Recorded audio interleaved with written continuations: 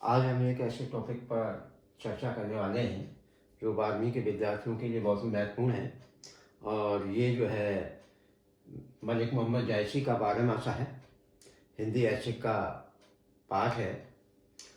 इस पाठ में कवि जायसी ने नागमती के वियोग का वर्णन किया है, 12 महीने का वर्णन किया है। और आपके पाठ्यक्रम में 4 पद हैं: अगहन, पूष, माघ और फागुन। अगहन, पूष, माघ, फागुन को मैं पहले बता चुका हूँ, इनकी व्याख्या मैं पहले बहुत ही आसान शब्दों में बता चुका हूँ। अब ये हमारा चौथा पद है फागुन मास का। तो इस पद की हम बहुत ही आसान शब्दों में व्याख्या करते हैं, आशय स्पष्ट करते हैं, क्योंकि आपके प्रश्न पत्र में 3 स्टेप जो होते हैं: प्रसंग, व्याख्या और विशेष। प्रसंग, व्याख्या और विशेष। तो सबसे पहले हम इसकी व्याख्या करते हैं और मैं इसको बहुत ही आसान शब्दों में बताता हूँ। और आपको अगर अच्छा लगता है तो इसको सब्सक्राइब जरूर कर दें, लाइक करें और अपने दोस्तों को शेयर करें, मित्रों को शेयर करें, ताकि वो भी इससे जो है अपना लाभ उठा सकें और परीक्षा में जो है पूरे अंक पा सकें। ये 6 अंक का आता है। तो चलिए हम इसकी व्याख्या करते हैं। फागुन मास का वर्णन है, जिस मास में होली आती है उस महीने का वर्णन है ये। तो फागुन पवन झकोरे बहा। कवि जायसी कहते हैं कि फागुन के महीने में पवन जो है झकझोर रही है, यानी पवन की जो गति है वो तेज हो गई है, झकझोरे ले गई है। ऐसे समय में नागमती को क्या लगता है कि चौगुन सीयु, यानी फागुन का महीना हो गया, पवन हवा हो गई, झकोरे झकझोर रही है, बह रही है। तो मैं बता चुका हूँ कि फागुन के महीने में हवा की जो गति है वो ज़्यादा तेज हो गई है और झकझोरे ले रही है। चौगुन का मतलब चौगुना, शिव का मतलब सर्दी, जायकिम सहा का मतलब सहन होना। तो मतलब फागुन के महीने में सर्दी और चौगुनी हो गई है, जो असहनीय है, सहन नहीं हो रही है, असहनीय हो गई है। ऐसी स्थिति में आगे क्या होता है? तन, शरीर, तन का मतलब शरीर, जस मतलब जिस प्रकार, जैसे पियर पीला, पात पत्ता, भा मोरा यानी मेरा, यानी शरीर नागमती का शरीर, भा मोरा मतलब नागमती अपने आप से कह रही है कि मेरा, यानी शरीर नागमती का जो है शरीर पत्ते के समान पीला हो गया है, बहुत कमजोर हो गई है। विरह, वही विरह व्याकुलता, रहन पवन हो झोरा, और पवन ऐसे लग रही है जैसे विरह में उसको जो पवन जो हवा उसके शरीर को झकझोर रही है, सता रही है, बेचैन कर रही है।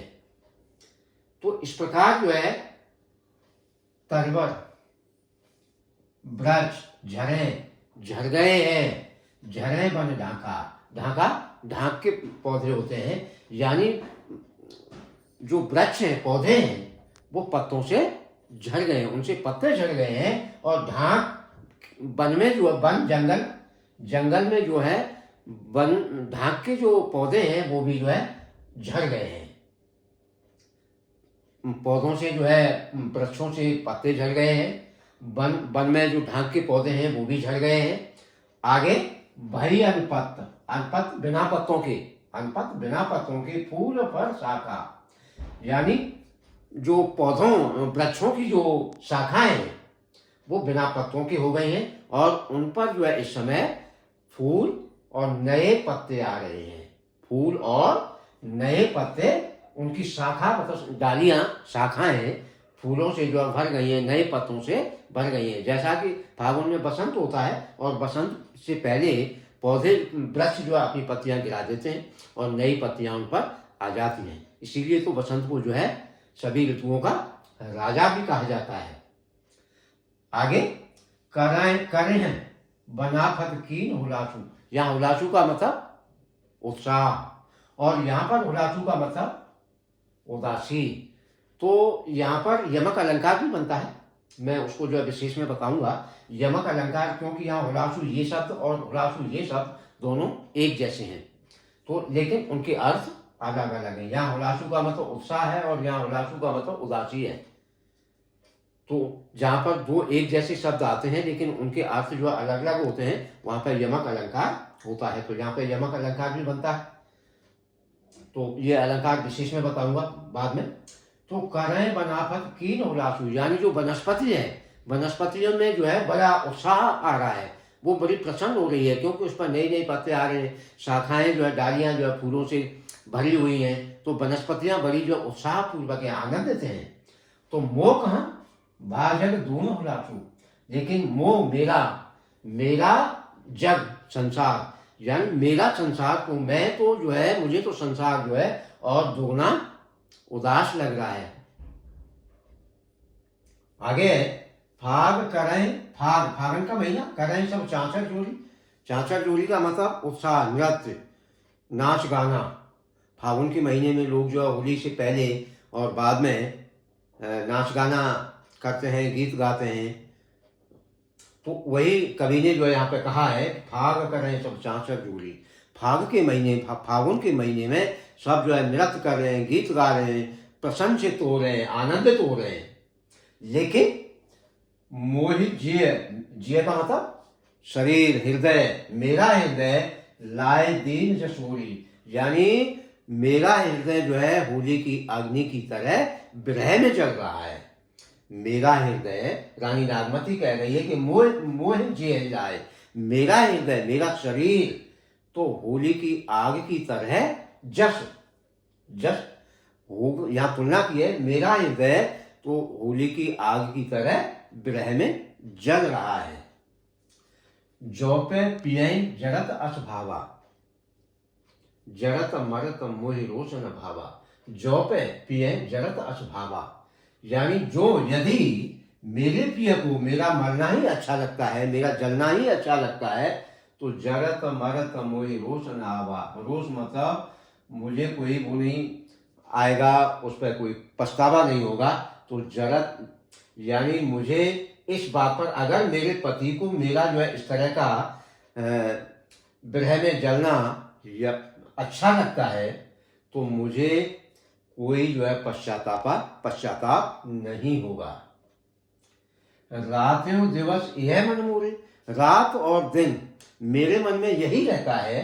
रात, रात्यों, दिवस दिन, मन मोरे, मेरे मन में, रात और दिन मेरे मन में यही रहता है कि लागों कंत छार ज्यों तोरे।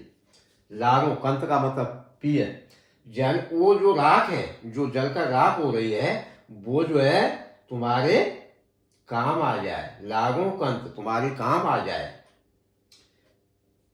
आगे इस तरह ये पद का जो है भाव किया। आगे ये दुआ है कि यह तन जारो छार के कहो कि पवन हो रहा है।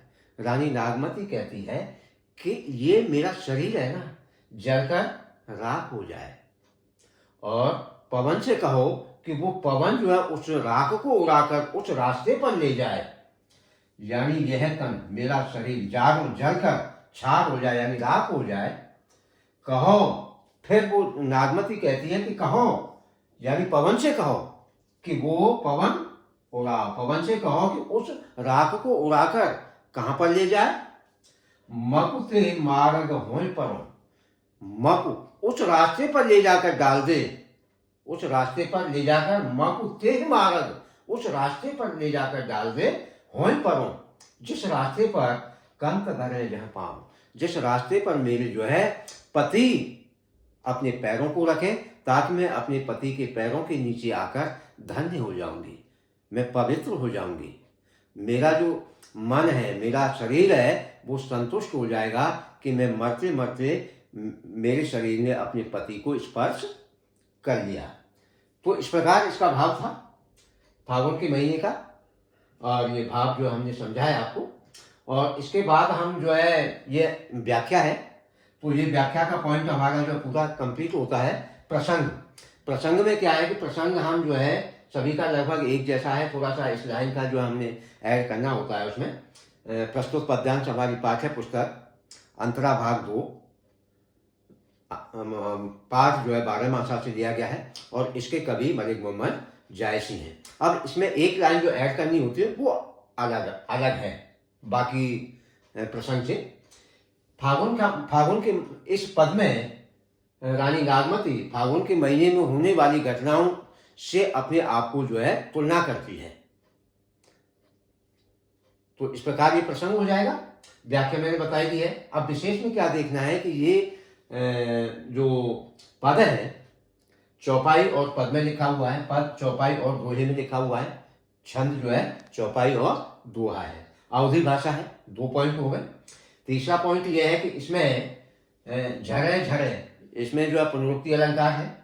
और मैंने अभी बताया था कि हुलासु और उलासु में यमक अलंकार है। इनका अंतर भी बताया था मैंने कि इस उलासु का आशय जो है उत्साह है और इस उलासु का आशय मतलब उदासी है। तो दोनों शब्दों का अर्थ अलग, शब्द दोनों एक जैसे हैं लेकिन अर्थ उनका अलग अलग है। इसके बाद हम देखते हैं अनुप्रास अलंकार अगर कहीं है तो देखते हैं हम जो है इसमें मन मोरे इसमें माँ और इसमें भी माँ, तो यहाँ अनुप्रास अलंकार है। और इसमें एक जो है अतिशयोक्ति अलंकार भी है कि कवि ने जो है उसको इतना बढ़ा चढ़ा कर लिख दिया है, रानी की जो दशा है उसको इतना बढ़ा चढ़ा कर जो है यहाँ वर्णित किया है कि ऐसा होना असंभव है। तो यहाँ अतिशयोक्ति अलंकार भी है। दूसरा यह है कि मैंने पहले भी बताया था कि मलिक मोहम्मद जायसी के 12 मासा में वियोग रस की प्रधानता है। इसमें संपूर्ण जो है काव्य में वियोग रस की प्रधानता है, तो वियोग रस भी है। तो इस प्रकार जो है ये 3 स्टेप बनते हैं, प्रसंग, व्याख्या और विशेष। ये व्याख्या कैसा लगा? अच्छा लगा तो इसको शेयर करना अपने मित्रों को ताकि वो भी इससे फ़ायदा उठा सकें। और अगर अच्छा लगता है तो सब्सक्राइब अवश्य कर देना। थैंक यू, धन्यवाद।